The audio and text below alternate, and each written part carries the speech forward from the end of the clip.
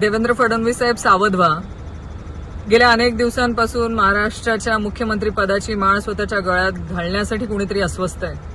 त्याचसाठी operation tiger केलं. Operation tiger केल्यानंतर 6 खासदार स्वतःच्या पदरात पडले आणि महाराष्ट्रातला 1 नंबरचा पक्ष करून दाखवला.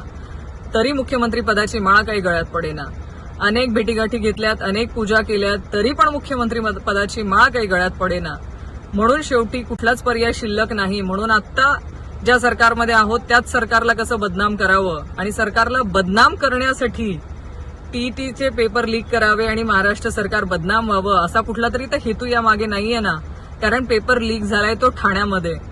त्यामुळे मुख्यमंत्री महोदय वेळीच सावध व्हा आणि वेळीच सावध होऊन या सगळ्या प्रकरणाची आपण चौकशी करा.